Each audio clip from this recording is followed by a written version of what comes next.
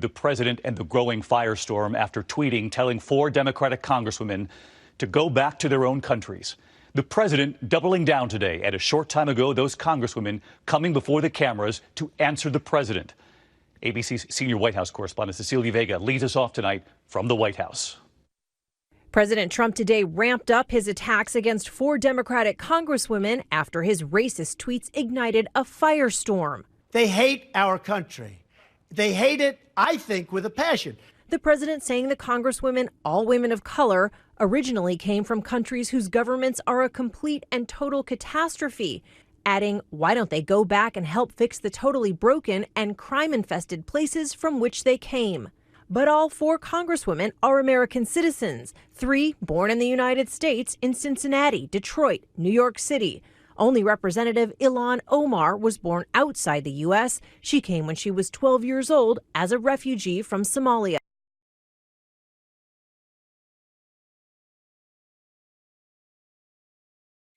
Brand new revelations today about the uber-rich convicted sex offender and accused underage sex trafficker, Jeffrey Epstein. Authorities searched a safe in his home and say they found piles of cash, dozens of diamonds, and an expired passport, foreign issued, with Epstein's picture, a fake name, and an address in Saudi Arabia.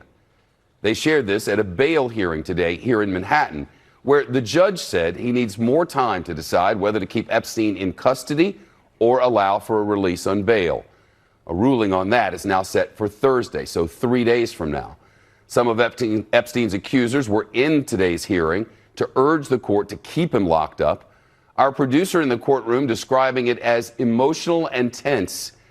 Epstein has pleaded not guilty to charges of underage sex trafficking, but prosecutors say the evidence against him is growing stronger by the day.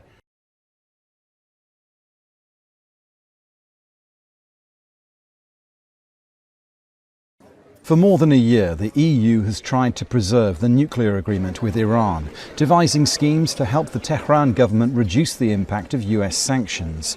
But now that deal is in danger, like never before. We are looking to find a way to preserve the nuclear deal, which we think is the best way of keeping the Middle East as a whole nuclear weapon free. Iran is still a good year away from developing a nuclear weapon. We think there is still some closing but small window to keep the deal alive. One of the brokers of the original deal, known as the JCPOA, is clear about what must happen next. We want to see Iran going back to full compliance, as it has been in these years.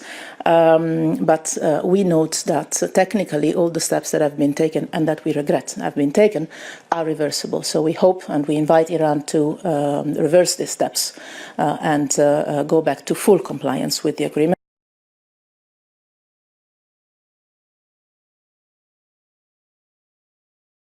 François de Rugy had spent less than a year as French ecology minister when investigative news site Mediapart published damning reports about him one by one. First, there were the lobster dinners, then a €63,000 renovation of his ministerial apartment, all of this on the taxpayer's dime. Later, revelations that his chief of staff kept social housing in Paris for 12 years, this despite not living in the capital. Nicole Klein swiftly resigned, but Mediapart wasn't done yet. The next day, the website revealed de Rugy too was renting social housing near Nantes. The politician maintained that the lavish dinners were a part of his job as president of the National Assembly and that the renovations of his flat were legal. As for the rent-controlled flat in his former constituency, de Rugy says he had no idea it was reserved for low-income families.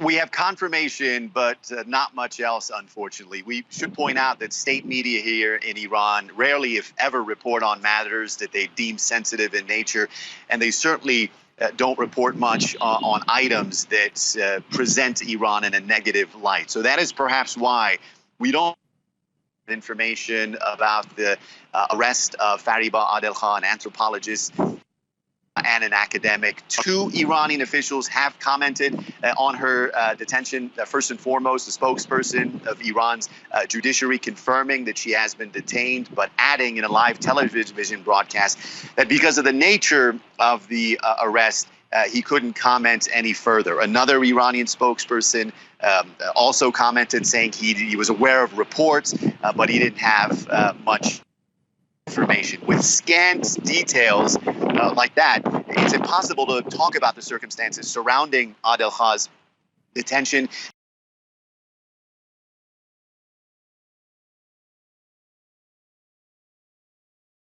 A Palestinian man has died while in detention in an Israeli jail. According to Palestinian rights groups, the 31-year-old was being held in solitary confinement after being arrested in a raid a month ago. Let's get more now on this with Bernard Smith, who joins us from the man's hometown of Beit Fajar in the occupied West Bank. So, Bernard, what are the Israeli authorities saying about the circumstances of his death?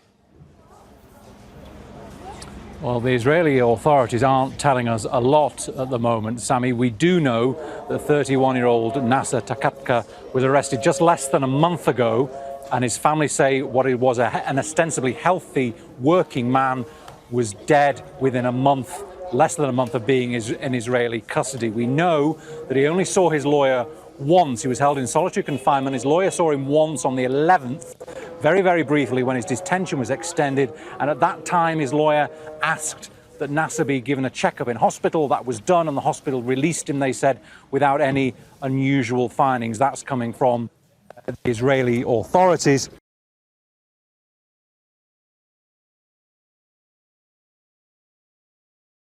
Salvaging what they can from the debris, these villagers have lost almost everything.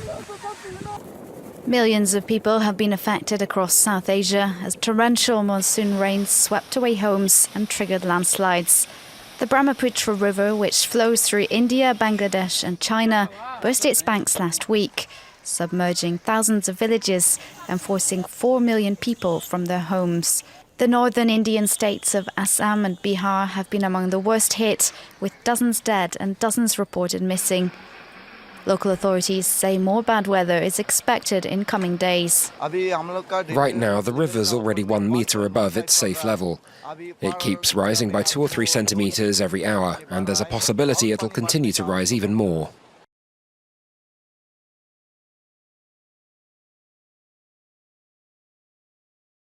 A lot of folks are taking the internet-fueled idea of storming Area 51, where conspiracy theorists think the government has aliens on ice, as just clickbait. But it appears the U.S. Air Force is taking these threats seriously. National Security Correspondent Jennifer Griffin shows us tonight from the Pentagon.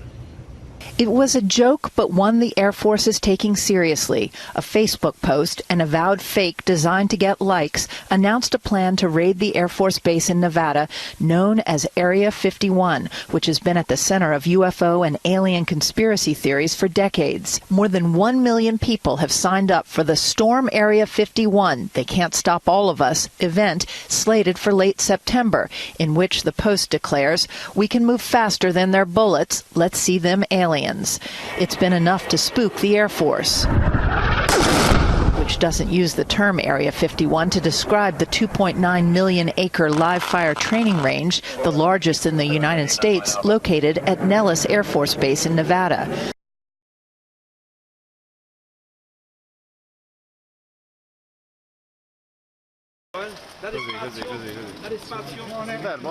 Piano, piano, piano. Così. Dai codici esterni. Scusami.